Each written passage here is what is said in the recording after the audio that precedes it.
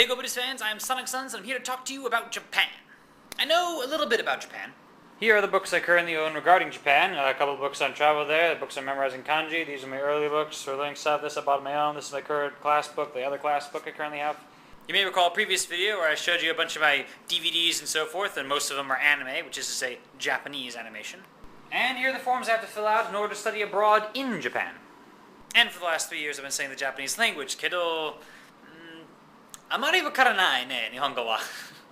私はアメリカ人から日本語難しそうね、けど面白い。とても面白い。私は日本語好きな。そうですね。So here's some random stuff regarding Japan and my experience with the Japanese language, etc., etc. I'm not actually fluent in Japanese, and it's always weird when people ask, how much do you know? And you're like, basically there's fluent and then there's not, and then everywhere in the middle is really hard to describe. Like, well, I know an amount of stuff, and sometimes I watch an anime and I know like half of what that sentence meant, and and whatever. So I'm hoping to get to fluent at some point so I can just answer that question without any sort of, qualification thing. On the subject of fluency, every Japanese teacher I've ever known has been in that odd spot of being like fluent but not completely fluent because they have a fairly thick accent. They don't necessarily know all the random phrases. I don't know, a stitch in time saves nine, that sort of thing. It's funny sometimes how the Japanese, for instance, always mixes up R's and L's. The language has technically both sounds, but they use one or the other interchangeably. And so when they learn to speak English, or as you might say, Ingrish, which is what you call it when Japanese people speak English or write English improperly, it becomes kind of interesting. For instance, my Japanese teacher was once like, so when you're driving down the road, and you see the road signs. And we were all like, you mean the road with the road signs? Not that I was making fun of her, I just found it interesting to see what they have and haven't learned after a few years, and I find it interesting to teach people English, because hey, I'm an expert on that subject, at least the knowing of English, not necessarily the teaching of it, and I'm always speculating on all the stuff that I don't know about Japanese, and all the stuff that I probably mispronounce. Talking with Japanese people is always an exercise in humility, because despite 3 years of study, I still don't, speak it well enough. And it's like every sentence or, a couple times within a sentence, I'll be like, wait, how do you say blank? How do you say, I was just going over this recently. I was like, geez, I don't know how to say, sugar. I don't know how to say mattress. I don't know how to say spaceship. And I don't know how to say...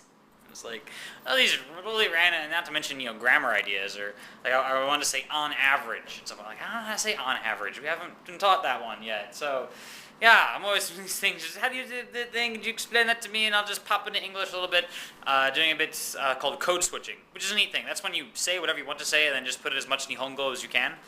Nihongo is the word for Japanese, you see it there, just in the middle there, you just randomly put in, so that's cool, but in the meantime, I'm like, frick, there's a lot of stuff I don't know. But, studying abroad would be the best thing for that. I mean, I've been at class, a few hours a week for these last 3 years. When you're in Japan, you're sort of like in class all the freaking time, as it were. It's a lot of practice, and that should be really cool.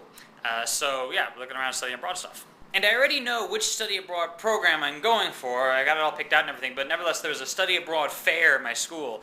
And so I thought I'd look around there, and there were, several random tables of random programs, and I had an odd thing with these tables that eventually led me to ask the question, does your Asia include Japan? Because apparently it doesn't. It would all be like, yeah, we traveled this list of countries, and Asia. And I'd be like, oh, Japan, right? They're like, no. I'm like, what continent would it be in then? Asia, yeah, we mean just China and Korea or something. I don't know what else they did.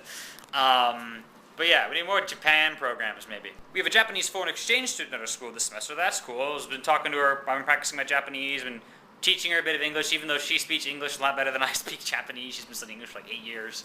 And I got to explain random bits to her. This is cool. I asked, when you came to America, it was surprising. So for one thing, she said, paraphrasing, whatever, where is the tea? We have all this soda everywhere. Why do you not drink tea in this country? I'm like, oh, we have it. It just... Yeah, there's a lot of soda, but I get to explain to her that in the soda machine, the thing called fruit punch doesn't actually have fruit in it. It's basically sugar, and then they make it taste like fruit with some sort of crazy artificialness and stuff. It's always interesting to get reflections on your own culture that way via describing it to people from other cultures.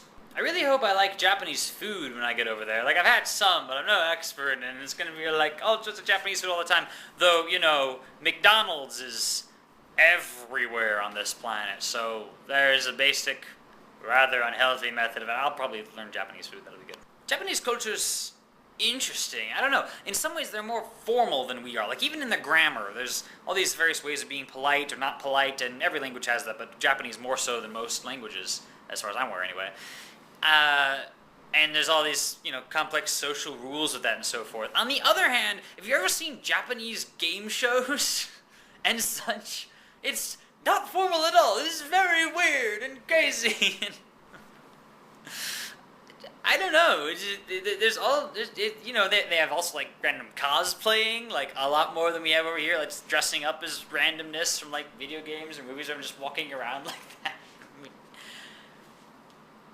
I like this idea of walking into this place like I have no idea what's really going on here, despite my interest in it these last few years, and I get to actually figure out how people think over there. In the meantime, I'm watching a lot of anime, which, as always, is really fun whenever I manage to translate something where I know like half of that sentence or all these things. I watch some animes over and over, A, because I love them, like Fruits Basket I'm watching recently, and B, because I want to see the same scenes over, so I can hope you pick up a little more of the grammar this time, a little more of the vocab, such things like that, and I hope to do a lot more of that in preparation for Japan.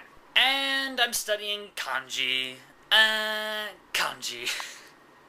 Kanji, okay, so in Japan, in Japanese rather, there's kind of like 3 alphabets. 2 of them are relatively simple. They, spell like what they sound like. It makes sense. There's like 100-something characters in each of those, whatever, you can memorize them. Then there's kanji, the 3rd alphabet, as it were, which is the craziness of like 3,000 unique symbols, and almost all of them have like multiple meanings depending on context, and craziness. So the last 3 years, I haven't really been studying the kanji because they're hard, and there's so many of them, it's better to just speak it, and I mentioned a kanji quiz I had to study for, I believe on Gobud's 27 I mentioned. I ended up, I think, failing that quiz. It was like a 40% or something crazy. It was just, I can't remember anything, but then I got this book. It's called Remembering the Kanji by James W. Haysig. Anyway, and this is all like making stuff much more easier to understand. They have, here's the random kanjis at the list here. You see the giant block of text there? That's a story. And they break it down into like, I don't know, they take complex characters, they break them down into like simple parts that are often repeated. You may have heard these things called radicals. It's kind of like that, but he calls them primitives, and he does it slightly differently. I'm not going to get into details. Anyway, he gets into this part, like, this thing means, like, house, and this means, like, sheep, and this one means flag, and this one means road, and then you do, like, random crap, and when it combines, you make up a story based on what those basic elements mean. For instance, there's a deal where there's a road, and a sheep, and a flag, and it means to be late. So I'm like, okay, so I was on the road when there was a shepherd with a flag and a giant flock of sheep crossing the road, and they're blocking my path, you see, and thus I figured, crap, I'm gonna be late. There's a quote, actually, from the book that says something like, did you ever hear the story of the turtle and the chihuahua that wanted to get married, but they couldn't because their parents wanted to maintain the status quo?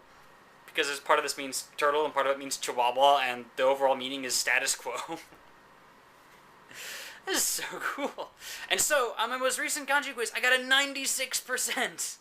Because it's so much better having an actual visualization story type thing where I could, rather than memorizing each and every stroke just in order and just, which is so hard, but this is so much better, and I still have a lot to memorize, but that's a much better method that I got here. I highly recommend this book.